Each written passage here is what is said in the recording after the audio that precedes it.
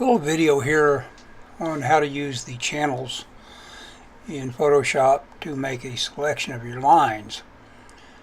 I just leave them all selected, but first you'd want to desaturate this so that you're not getting any other contamination of a color.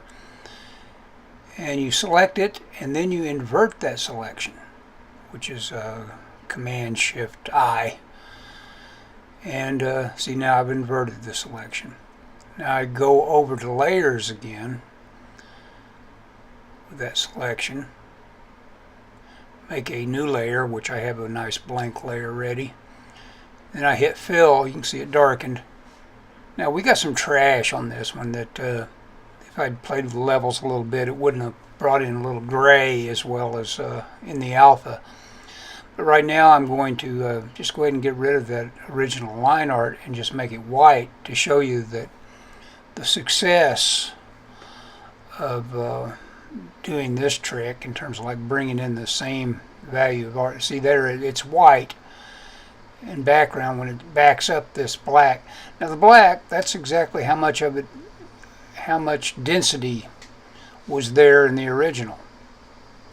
So again, playing with the image beforehand, and I'm showing here that you can duplicate the layer that you created and get the greater density, move your opacity down, and then merge those layers and have a more robust product. But here, you know, mostly you want to have a good black line drawing before you go into it, and it brings in exactly whatever was present for information as that line drawing. Now I like to do this method because of the lock transparency. You see that little icon on the left where the options on lock. See, by locking your transparency, now I'm picking a color and it only fills the line. And that is a great way to get, you know, it's a fairly standard effect when you're a colorist in Photoshop to get rid of your blacks like that. And I like it for the traditional cell painting kind of notion of, now I'm down on the lowest level, the white level, and I'm painting behind that line art. And that line art just is, it's not,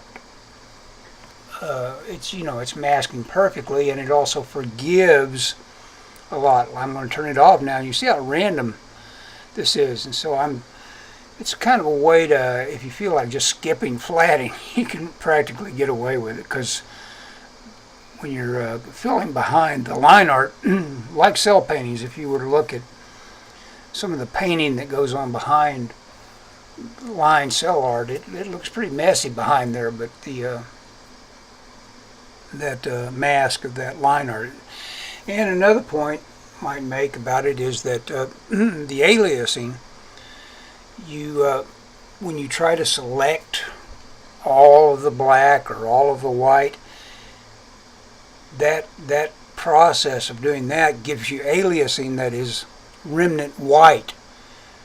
When you do it this way with channels, you get aliasing to the alpha, which leaves all that little artifact white behind. Everything that is part of this line art transition is aliasing to clear or you know, transparent. And so that makes it also another clean reason to do it. And the other reason is it's no degradation of the line. You get exactly the line you give it. So if you're doing something with pencils where you want just a little bit of that fall off of pencils, which I fairly often do. This may have been pencil. No, it was probably ballpoint. That's one of the reasons the blacks aren't that dense. So anyway, if that's helpful to anybody, I always, this is my go-to method. I always do this if I've got a line art and I bring it into Photoshop.